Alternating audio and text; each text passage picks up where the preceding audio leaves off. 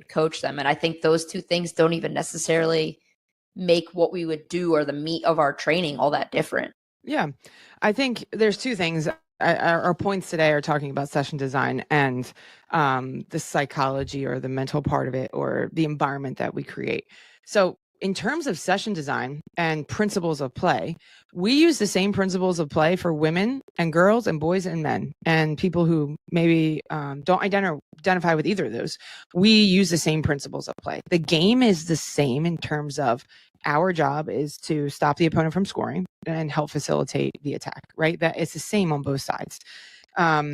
The way you interpret those principles are up to you individually, specifically, right? Because you get some tall men who maybe aren't as quick, and you get some shorter men who maybe are really fast.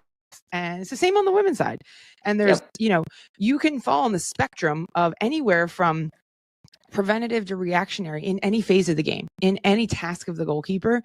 There are different elements to you as an individual that you want to use to your strengths, and you want to play to your strengths, and you also want to work on your areas that need some more support. But it is up to you as the individual to interpret the position in alignment with two things. One is your team strategy, and two is your capabilities.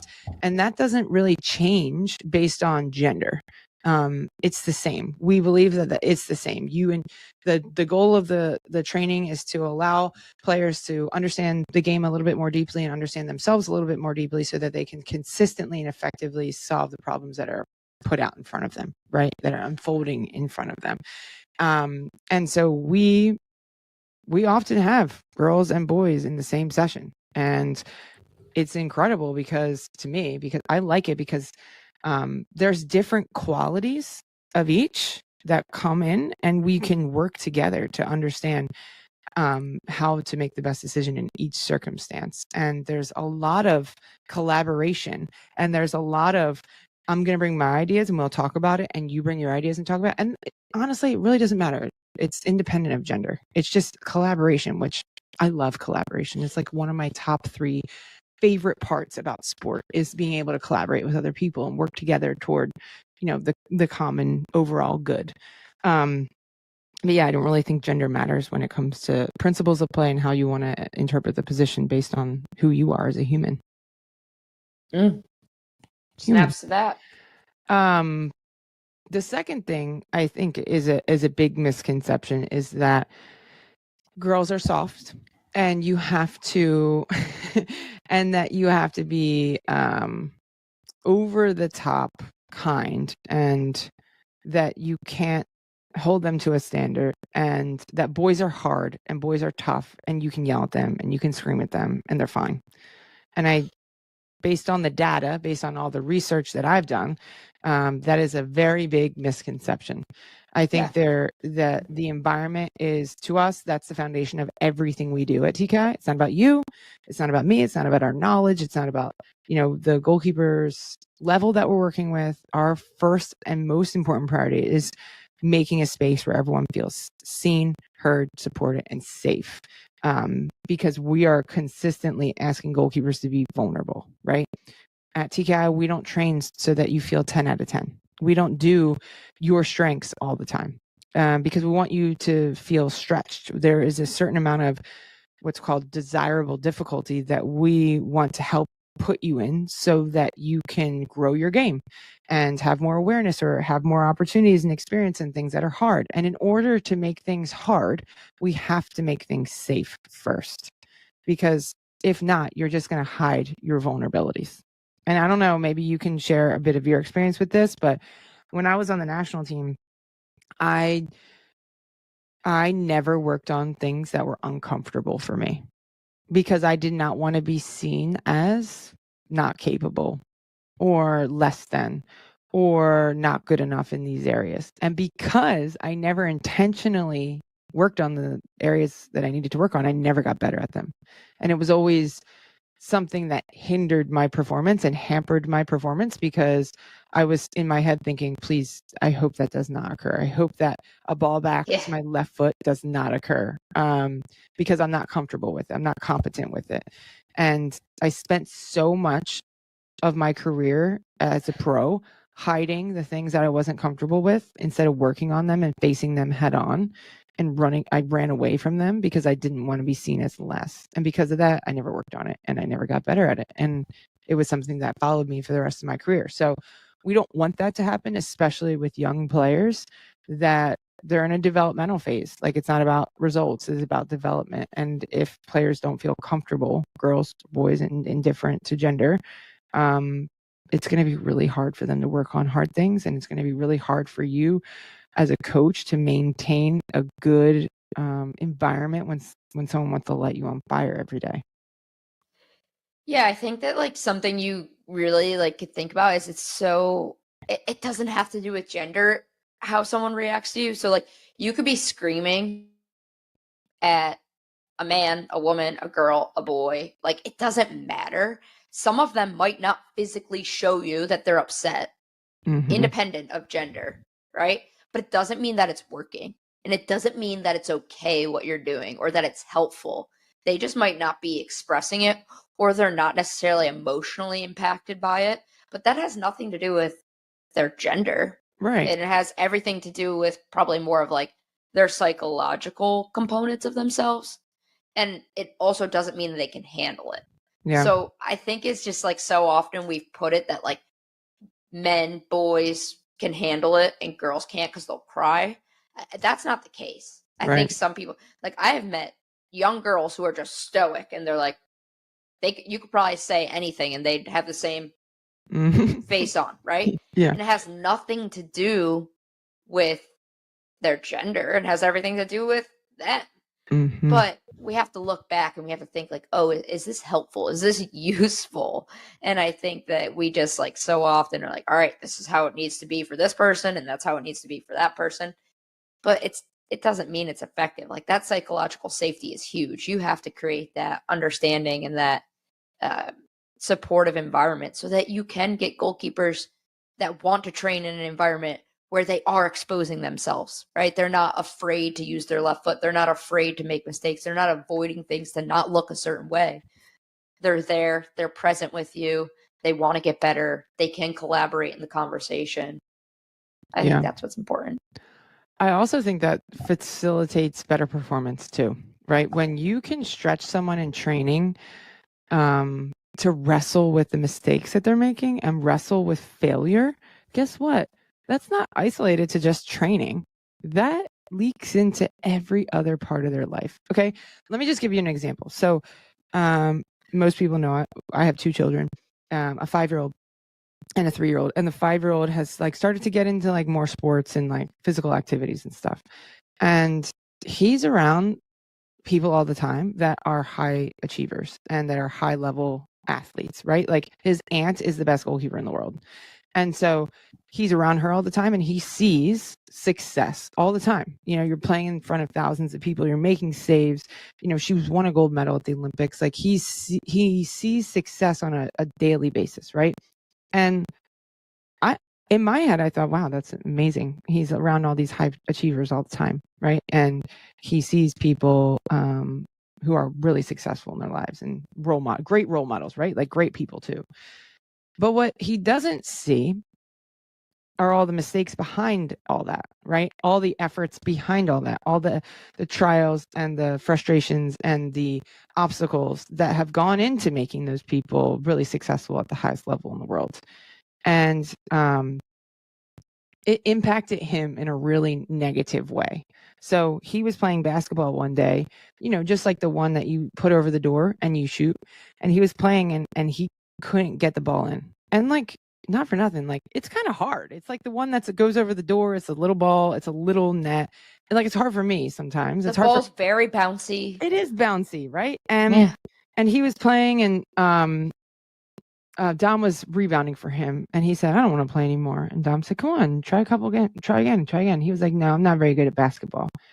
And she was like, what do you mean? Like, you don't play just to be good at it. Like you play because it's fun. And he was like, no. And she said, well, why else? And he said, well, that's how you make money. Right. And I thought to myself, it's because he's surrounded by all these people who actually do make money from playing sports and coaching sports. And he hadn't yet developed resilience, and he hadn't yet developed grit. And because he hadn't developed that resilience and grit, he wanted to stop. And I think about that so often, that example. And yes, he was like 3 or 4 at the time, but like I think about that example so much when I think about youth goalkeepers in today's game, is that they want to stop playing because they don't feel comfortable making mistakes. They don't feel comfortable managing the pressure, because the only way for them to manage the pressure is to be perfect. And nobody is, right? And as long as you play goalkeeper, you're going to lose. As long as you play goalkeeper, you're going to make mistakes. And the more comfortable we get with making those errors and trying again, the more resilience that we develop within our training sessions, the more that translates to games, and the more that leads to like a longer career and longevity in your career, because you've accepted the fact that this part of the game is going to happen. When I step on the field, I'm accepting that mistakes could happen to me today, but I know they're going to happen, whether it's today, tomorrow, or next week. I know they're going to happen, and I feel more prepared to deal with it. Nobody talks about this side of the game, about how stretching people in a comfortable situation in training where it's safe helps them to be able to manage those situations in games and just in overall life and career, which leads to more learning, which leads to more higher performance, which leads to more competence and more confidence of like, wow, that was really hard for me a few months ago, and look how all the progress I've made. Welcome to the Keeper Institute podcast. My name is Tori Corsaro. I'm a strength and conditioning and goalkeeper coach here at the Keeper Institute, and your host for today's show. The Keeper Institute is a unique goalkeeper training facility in New Jersey aimed at developing better goalkeepers and better people. On this podcast, we will be discussing all things goalkeeping, character development, and more. Welcome back to another episode of the Keeper Institute podcast. I put my whole body into it. You really did. I just did the cheat code, which is a button. You did. But I like it. I think it adds some flair. Yeah. All right. Wait, I really want to get into this topic right away because I'm so excited about it. I'm so passionate about this topic. Classic. I really am. And I want to start this off with, this is specifically for players, but also can be really helpful for parents. I think if you're a coach and you want to get better as a coach, this is probably not the podcast for you. Maybe it is, but we want to talk about mentality. Today's episode is all about a goalkeeper's mentality, a goalkeeper's thought process, and how we can support you in you becoming the best goalkeeper that you can be.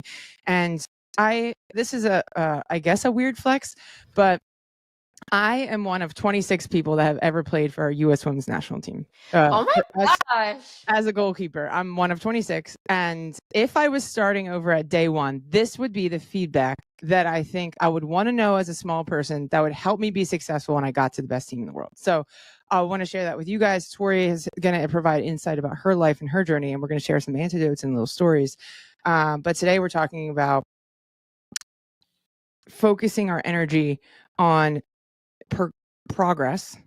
How can I progress instead of how can I be perfect? And I think and maybe you can share a little bit about your journey, but like that was something that I didn't realize until after I was done playing. And I wish if I could go back, I would tell myself this. It is about progressing and not being perfect. And that would have freed me up to be so much more and to chase so much more, and probably in a way more enjoyable environment. Yeah. I wish that, like, I didn't really hear that from many people growing up. And then I started to hear it, like, when I moved here from you. And at that point, I'm a young adult. I'm in my 20s. But even then, you said it to me, Jill, and probably a lot of times more than I care to admit. But I also don't think I fully grasped it until I was done playing. Mm-hmm. And it's like one of those things where you're like, darn, hindsight really is 2020. But I do think that if we can instill that in young players now, and young players, you can take the time to learn what it looks like for you and what it means to you. It doesn't have to be hindsight. It can be what you're experiencing and what you're doing and how you're using it right now to have that perspective. Yeah, and it's so counterculture, right? It is so counter of what we see every day and what we intake every day, which is people's highlight reels. We only see the best, right? We don't really get to see what's underneath that tip of the iceberg of all that hard work, all the mistakes, all the progress, all the, fighting with yourself of like, I can do this, and the determination and the grit. You don't see that. You see someone's highlight reel, you see them make the save, right? And I think we get so consumed about that. My journey should mirror that I should look like that. And instead of like just valuing wherever you are on that spectrum of your journey of like, you know what, I am a really good shot stopper, but you know what, I also really need to grow in my in possession. I really need to grow there, and I can be a great shot stopper, and I can also need to work on my in possession, right? I just want to share a little story about my experience. And, I grew up not having any formal training. Like, I had no formal training. I just was an athlete, got put in the goal, and was kind of athletic. And so kept the ball in the back of the net as much as I could and made saves. And I got to be maybe like 14 or 15 until someone was like, wow, you actually have some talent.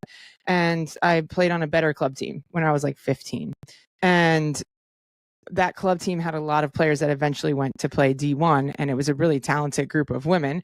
And while I was on that team, I got, I guess, scouted or recognized. And when I went to college, I only had two choices of colleges. That was it. On that June 15th date that you can get all these calls, only two universities called me. And it was either Villanova or Rutgers. I only had two choices. I went to Villanova, had a great goalkeeper coach who poured into me, invested in me. But before that time, I had literally no idea what I was doing. I was just relying on instinct, and I was just enjoying myself of like, all right, I'm just going to try the best I can. I'm going to listen to what, people are telling me, and I'm going to try to make that happen as much as possible. And just relied on purely instinct and purely just what someone had previously told me was the right thing to do.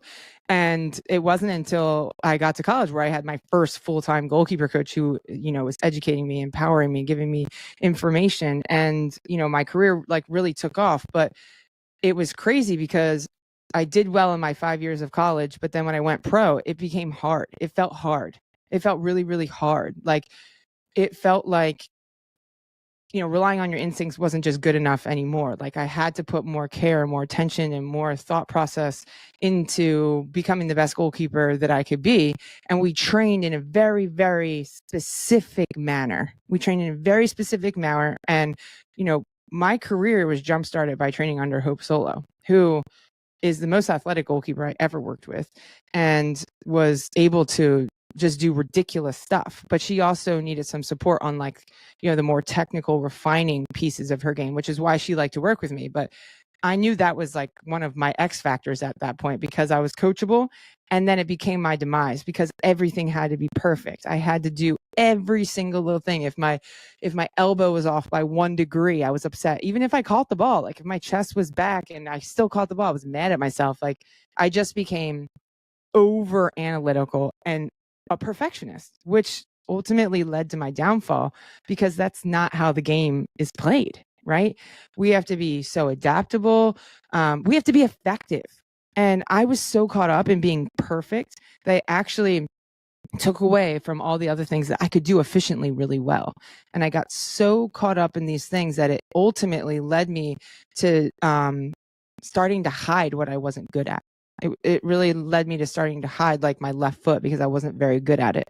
And so because I didn't want people to see that I wasn't competent with my left foot, I didn't want everyone to know it. I just never used it. And because I never used it, I never got better at it. And I was so unwilling to make mistakes in training that it took away the purpose of practice. The practice is to get better, right? And because I hid that left foot because I didn't want anyone to know it wasn't competent, I never got better at it. And when it came to the games, I wasn't comfortable. And in my head, I was like, I really hope it doesn't come back to my left foot, because if it does, I'm not really sure what I'm going to do with it. And that became a piece of me that was always fearful and always doubting, right? And you really can't compartmentalize confidence. You can't compartmentalize like, oh yeah, I'm really good at this, but I'm not going to let my fear of it coming back to my left foot impact anything else. It's just all one, right? And because ultimately I never grew in possession, that was something that, you know, I didn't get to that, my highest aspiration. I didn't get to that highest level of like unlocking my most potential and my best self, because I was too afraid that if I let this part out of me, that I couldn't be confident too, right? Like it was a very fragile and frail confidence, because I was so afraid if I had a bad practice, I was going to get cut. Or if I didn't perform well in my game, I wasn't going to get called back to the national team. And because, you know, my preparation that week wasn't good, I wasn't going to play well, and then I was going to get cut. And, you know, we've all been down the road where we catastrophize everything, right? Oh yeah. But I really think if I would have went back, like that would be the one piece of myself that I would love to just give my younger self a hug and tell my younger self, like, hey, take a breath. You're supposed to fail. You're supposed to fail right now. It's okay to make mistakes. Like that means you're getting better. Like, you know, if your mentality piece is right during those mistakes, you get better. Whether you have a successful rep or whether you don't, you don't need a successful rep to improve. You just need the right mindset and the right awareness around whatever it is that you're trying to work on, right? And I think I was just so caught up in being perfect that I couldn't allow myself to fail. And I couldn't allow myself to like really process what it is that I was working on, what it is I was learning. And like I couldn't process the information available to me, so that when I got into games, oh my gosh, you guys, I was an ice cube. I was so frozen because I wasn't sure what to do, right? Yeah. I hadn't really wrestled with, should I go or should I stay? It was just something I always tried to err on the side of like not making a mistake and looking dumb. And because I never pushed myself out of my comfort zone in training, I didn't get to earn the confidence when it came to game day. And I also didn't get to earn the fact that if I made a mistake in a game, I could still be confident, because in training, my training never reflected that. Like, and it's not anyone else's fault but my own. My training never reflected make mistakes, wrestle. It's sticky. Work on my resilience and work on my grit and my determination and my confidence, even though it's sticky and hard. And then when it came to a game, when I made a mistake, it was like, oh my gosh, my world is crumbling underneath of me. I don't know. Does any of that resonate with you?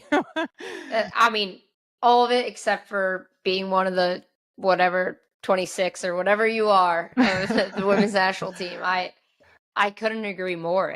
That was my ultimate demise. And I think it's funny because you say it, right? Like what made you great was your attention to detail and your like relentlessness to perfect your craft, but ultimately it also was part of your demise. And I feel the same way. Like I could just get obsessed with soccer, and I still could get obsessed with what we do until I burn myself into the ground. I'm like, I'm sick and I need to take 2 days off because I'm hacking a lung, right? Like it's easy when you love something to just get so intertwined with it and to become like obsessed or so passionate about it that like perfection is almost what you're trying to obtain without taking a step back and being like, oh wait, perfection isn't attainable, but this progress I can make is going to sustain. Yeah. I don't know. I feel like it's helped me now in my career as an analyst, because it is a high pressure situation, and it really does bring me back to when I was playing. And now every time I go into a game, like I have my routines that I do just like I did when I was playing, but I really do like take deep breaths and I remind myself of I'm going to make a mistake tonight. I really, it's like literally when, you know, we live in a place where a lot of like natural disasters could happen, right? Like there could be hurricanes or winds or thunderstorms, or there was a tornado here.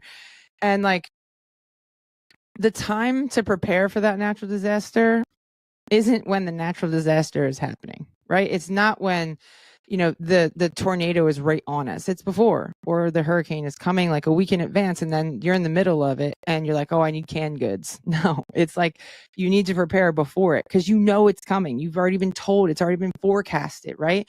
And it shouldn't be a surprise to you when that hurricane comes up all the way from Florida up to New Jersey, right? And I think that we don't do that well enough as goalkeepers. And I will put my hand up every day, twice on Sunday, and say, when I played, I did not do that well. I didn't want to make mistakes, and none of us do, right? But we also didn't prepare for the inevitable.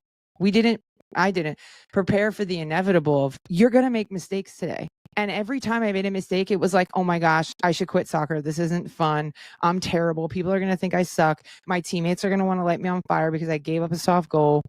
And in all reality, that wasn't true, but it felt that way in the moment. It really did feel that way.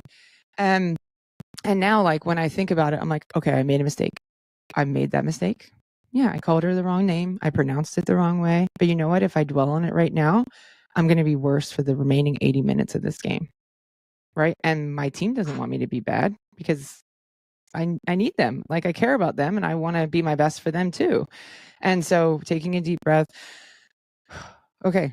And we're back in staying in the moment and being present. And that mistake, I don't need to make up for that mistake. I don't, because as soon as you start trying to make up for mistakes, you put yourself in a worse position to make emotional and irrational decisions. Right. But what I can do is just stay in the present and keep showing up, because that one mistake doesn't define my career. What defines me is probably my next 80 minutes, actually, Yep. Yes. And these are all things like I wish I would have known when I played, because I really feel like I really could have unlocked my potential, because I went from this, like, I don't know anything about goalkeeping, just athlete, into understanding more about the position and becoming a perfectionist. And that's what I felt like was keeping me at that level. Right. And then with all the pressure of being a professional athlete and being on our US team, like, I didn't accept that pressure well. And so every single time I made a mistake, it was like, okay, well, I'm going to get cut and I'm going to have to work at McDonald's, because I don't have anything else besides this whole soccer thing. Right. And a biology degree. Yes. Okay. Yes. But in my head, you could be a substitute teacher, like half of our staff right now at TKI. Yeah, that's true. But yeah, I wish I would have shown myself a little more grace, and I wish I would have prepared for those mistakes when they happened. And looking back, I would have prepared in training. I would have stretched myself in training and not just been like, I have to be, my elbow has to be perfectly at this certain degree for me to be able to. No, I want to explore, like, making decisions on whether I should catch or push away. I want to explore what, how does the width of my feet impact my final actions, right? Like, start thinking about that more than trying to protect myself, right? Rather than trying to protect myself from my mentality when I made mistakes. Like, you ever do that sometimes in relationships or like in your family, your friends or whatever? You're like, this could be a tough conversation. So you know what I'm going to do? I'm just going to walk away because I don't want to have that. And you protect yourself from having the conflict with someone, right? But then the conflict never gets resolved. And it's the same thing with ourselves, and wrestling with ourselves is like, we try to protect ourselves from the pain of making mistakes. And in essence, we don't work on the things we need to work on, right? And probably, if you're a parent, you can reflect and think about, how you're doing this on a daily basis, because I still do it, and hopefully not as much, but I still do it. And I think, if we can bring some more attention to normalizing mistakes and normalizing working on stuff in training and normalizing asking questions and normalize being a human being that's not perfect, the more opportunities we have. Two things. One, we can work on things that are hard. And two, we can develop a mentality of resilience and a mentality of grit and a mentality of like self-efficacy. Because when that inevitably that mistake comes in a game, you can tap into your experiences of wrestling with mistakes. And so if we can get rid of this perfectionist mentality and protecting myself, right? I'm going to protect myself from feeling the pain of making mistakes. If we can get rid of that and just lay that down as often as we can be in a mindset of, I am getting better. I am making mistakes and it's okay. I'm aware of it. We're working on it. We're working on this. And if you can understand that at the youngest ages, you're unstoppable, in my opinion. You're like, you can't be stopped. Yeah. In life, in goalkeeping. In life, in goalkeeping. And I think often, like, we'll say this, like, someone's like, what's one thing I can do to, like, tap into my next level? And we're like, focus on your mental game, right? Mm-hmm. It's so overlooked. It's so underutilized. And it doesn't have to be going to see a sports psych or a therapist. Although I do think that's a great idea for everybody. Anyone who has a heartbeat should go to a therapist. But side note, it can be as simple as stepping into a training and saying to myself, I will make mistakes today, and I'm going to make sure that my reaction helps me get better from them. Or some kind of mantra, some kind of motto. It could be pausing when you do get frustrated and forcing yourself to take a few deep breaths. It can be coming up with some kind of contingency plan for when things aren't going your way or you're not having a good day. It could be journaling. Like, there are some low barrier to entry things you could do that could really start to change the trajectory of your mental game right now. Mm-hmm. I totally agree. And if you're a parent listening to this, I highly suggest you chat with your players about this. This is something that in my TKI University class, I do individual meetings with goalkeepers once a month. And one of my challenges to the goalkeeper this week is she has been going through like a 4 or 5 month long injury. And, what my job was as a coach is to bring some attention around her resilience, right? Around her resilience. Yeah. And like, sometimes we don't recognize, like, wow, there have been so many circumstances in my life that I've already displayed the utmost resilience. I just didn't recognize it as resilience. And wow, I actually really am a resilient human. Like, I've done all these other things, but I don't value that necessarily as myself. So my challenge that I gave her was, hey, I want you to go to your parents and I want you to tell them how you're feeling about like being really having a hard time with this like injury. And I want you to ask them for them to recognize one moment in you that you've been resilient and that you have displayed resilience. And I want them to tell you one of the times that you've been resilient. And then I want you to ask your parents, tell me one time about you being resilient, because I think we think our parents are superheroes and that they don't have any problems and that everything is easy as gravy for them. Right. And so I told her, ask your parents about one of the times that they have displayed resilience in their life. And I want you to see that everybody needs this, because nobody is perfect and we all have a hard time.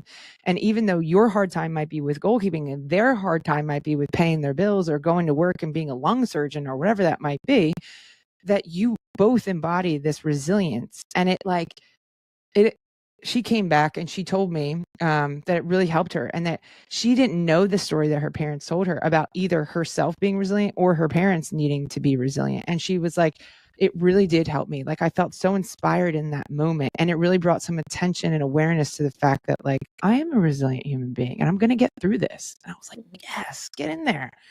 This is exactly it. And like, so many parents want to know, what can you do for your players? Like, hey, just share a little bit about yourself, and like normalize like who you are as a human being, and like these character traits, like that's probably like our legacy of the most important thing that we can pass on to our children or players that we work with, Yeah. Well, I feel like we could talk about this topic forever, because it's something that we, one, experience as players.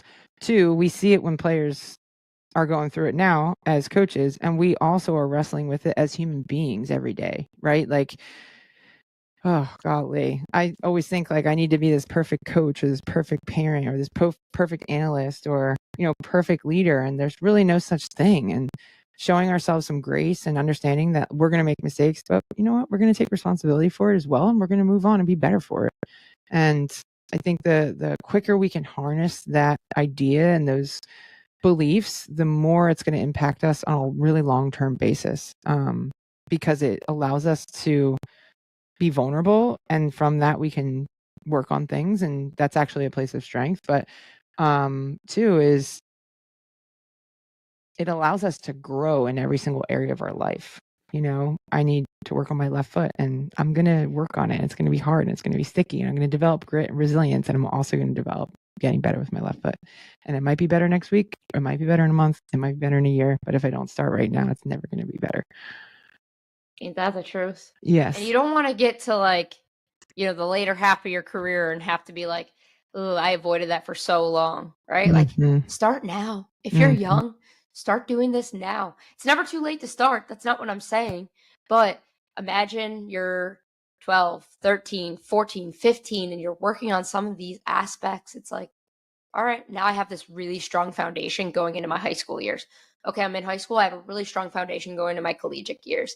I just think that the more time you can give it to work on it, the better you're going to be. And it doesn't have to be big. It could start small. Start small and be nice to yourself in training when you make a mistake, because it's going to pay off dividends in a game when you make one. Yeah, I guess that's our challenge for everybody is right now, just like check in with yourself. Like, what are you protecting yourself? What element of life or goalkeeping are you protecting yourself from so that you don't have to feel disappointed? What are you not trying out for because you don't want to wrestle with the fact that you could not make that team? What are you not working on because you think that people are going to judge you and they are going to say negative things about you? What are you trying to protect yourself from that you're not allowing yourself to progress in? That's the challenge. That's a challenge. That is a challenge. And if you guys have something you want to share, like please reach out to us and tell us because it's super inspiring. We just got a couple of good podcast emails the last couple of weeks, and it's so inspiring for us to hear that these conversations between friends are helping you guys. And if you ever need support, you're like, hey, I have been avoiding solving pressure for my entire career and I'm not really sure where to start. Reach out to us because we really want to support you. And you guys are amazing. You're valuable in every sense, and you belong in an environment where you can try and explore new things and be safe to fail. All right, you got a question? Do I have a question? I do. Okay. Okay. So this kind of goes along with our topic in a sense. What is a lesson that you would give other people? Like if you could instill this in them, like they didn't have to work at it, it's just like something you could give them, what would it be? Okay. This is a good question because it's something that I've been wrestling with a lot lately. Okay. And one of the reasons why I didn't allow myself to lay down this armor of protection was because I was so busy comparing myself to other people. And I was always looking around to see what does so-and-so have and what does so-and-so have and what don't I have? What do they have that's better than me? And what don't I have? I was always focused on what I didn't have. And a lot of parents who have 2 kids will understand this because I will give each of my kids pirate booty and one will say, well, how much did the other get? Well, how much did the other get? And I'm like, I gave you 15 pieces of pirate booty and him 16 pieces, and you're not going to enjoy your 15 pieces because he has 16 pieces, right? And it really got me thinking. I know that's a very silly example. It really is. I've experienced it with your children. It's such a silly example, right? But like I have done that my whole life. What does so-and-so have that I want that I don't have? And I was so caught up in being in this mindset of like scarcity and lack rather than, wow, I have 15 and I'm going to enjoy every 15 of those. I get to have 15. And you know what? If I want more, I'm going to work hard and I'm going to try to get 16. I'm going to work harder to get it. And if I don't get it, that's okay. And if I do get it, great. If I don't get it, you know what? I challenge myself and I push myself to try. And I got better as a human being, even though maybe I didn't get that outcome I wanted, right? But I just think if we always are looking around to see what other people have and what we don't have, we don't get to enjoy what we actually have, right? And I think a lot of people will understand that, like, if you are on a B team and you're like, Tori's on the A team and I want that. And I'm so jealous that she's on the A team and I have to be on the B team. And we miss the opportunities to be on the B team to improve and get better and try new things. And we're never, A, going to get to the A team. But B, we're never going to enjoy the B team. And we're never going to enjoy the game that we love and the game that we enjoy. And we're not going to get better. So that's something that I've been focusing on recently. It's helped me as a parent. It's helped me as an analyst. It's helped me in every way, shape, or form to free myself up to enjoy what I actually do have. That was a long-winded answer. Sorry about that. But that's good. That's good stuff right there. You got one you want to share? Yeah, I do have one. I think there's just been some circumstances in my life lately that have forced me to have perspective. And while I wouldn't wish the circumstances on anyone else, like it's caused me to do a lot of like deep reflection and be like, okay, this puts things into perspective. And, you know, XYZ is important to me, but I'm not going to let it ruin my life because of stress. Like I think so often the things that are important to me, like until I find a solution, become these stressors. And I'm like, if it isn't perfect, then I'm not doing my job. If I'm not spending every waking hour until I get the solution, then I'm not doing my job. But like, I've just kind of started to have a different perspective of like, okay, I'm doing every single thing I can and I'm giving my best efforts and I care and I love it, but it doesn't mean that I have to make it everything about me or everything I do.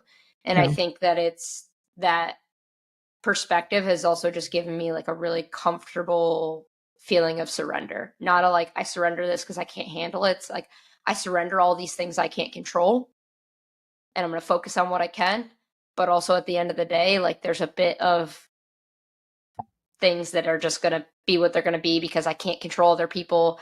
I can't control, you know, these outside environmental factors. And all I can do is like be the person I want to be, handle the things I want to handle it and give it my best effort. But after that, there's no purpose in stressing about it because all it's going to do is like affect me internally. Yeah. And whatever happens is never going to break you. Right. Yeah. Thanks for sharing. Yeah. You know, right back at you, man. This is where you need to come if you need some insight. This is the podcast for insight today. Yeah. I feel like we just need to bring on a listener one time and let a listener and like be part of this too. That'd be fun. That would be fun. Yeah, that'd be a good time. Awesome. Well, you guys are amazing. Thank you for sticking around with us for this long. Obviously, this is something that's really close to our hearts because it's something that we wish we would have been able to implement into our own game. And it is something that we live out right now. And everybody wants to know how to get better. And this is one way that you can really get better without having to spend too much time or sweat or, you know, money. It's just work. It's just pushing yourself mentally more than anything else. And guess what? No one's ever going to see that work. No one's ever going to see that work, and only you. And ultimately, at the end of the day, if you do the work, you're obviously going to be in a better place mentally and physically, but you can be really proud of yourself too. One other way you can get better, you guys, is to use West Coast gloves, which Tori's repping them right now. I'm obsessed with this. They're a proud sponsor, and they have the best glove and goalkeeper equipment. They make gloves for everybody from pros to goalkeepers that work for their first day. They have premium material. Over 100 goalkeepers around the world at the pro level trust them, like Kalen Sheridan, Matt Turner. You guys know them. They have over 40 models, and there's a glove for everyone. So visit westcoastgoalkeeping.com, and while you're doing that, then you can come and sign up for our select camp because we have that in June and July. We are filling up very quickly. We are almost at max capacity for camp number 1, which I'm super excited for. Tori's one of our camp directors.